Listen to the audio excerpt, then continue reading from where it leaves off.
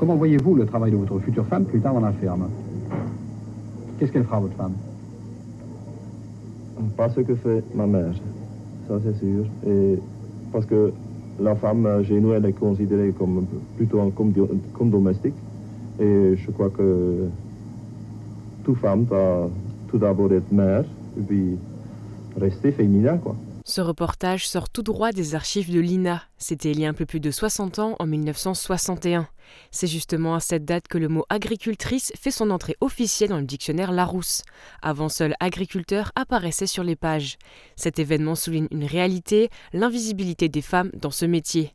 Souvent considérées comme sans emploi ou sans profession, elles ont pourtant travaillé au même titre que les hommes à cette époque. Mais depuis cette date, du chemin a été parcouru. Elles sont reconnues économiquement, juridiquement et socialement.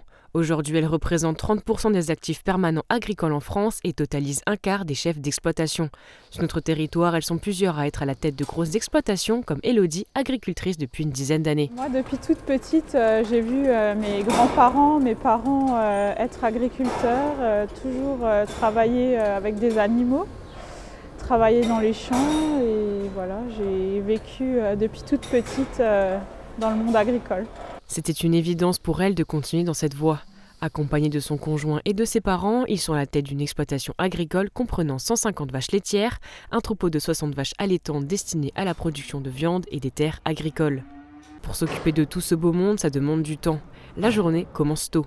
Pendant que les enfants dorment, Élodie enfile sa tenue d'agricultrice. Mais dès qu'ils sont réveillés, elle délaisse sa combinaison et rejoint Rémi et Amélie.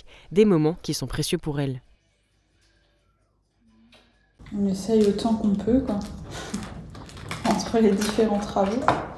Mais bon, il y a quand même beaucoup dehors, mais on arrive quand même à faire de bons moments.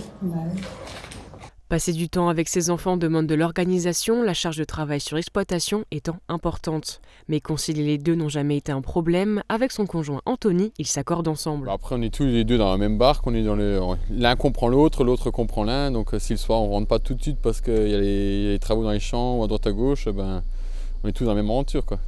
C'est donc un travail d'équipe, mais aussi un travail en famille. Le rôle de l'un est aussi important que l'autre. Chez nous, pour mon cas, il n'y a pas de grande différence qui est faite entre les hommes et les femmes. On est 2 femmes, 2 hommes, et on roule aussi bien au tracteur, on porte des seaux. L'équipe est sur le même piédestal et chacun a ses qualités. Être une femme dans le monde agricole peut être un avantage sur plusieurs points. Des fois, plus de sensibilité et par rapport à certaines situations, on arrive des fois à mieux relativiser et à freiner, on va dire, certaines situations. On est plus minutieuse aussi parfois pour certaines choses. Dans ce métier, aucune journée ne se ressemble. Pour mener à bien les différentes tâches, il faut avoir plusieurs cordes à son arc. Il faut être polyvalent, autonome, savoir gérer les imprévus, soigner les animaux ou encore gérer l'exploitation.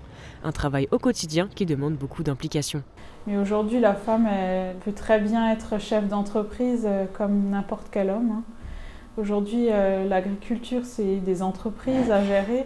Mais il reste des écarts de salaire. Pour les salariés dans l'agriculture, les femmes sont payées 5% de moins. Ce sont chez les chefs d'exploitation que des progrès sont encore à mener. Selon une étude réalisée en 2016, une femme chef d'exploitation gagne 30% de moins qu'un homme. Mais la profession est loin d'être la plus en retard en France.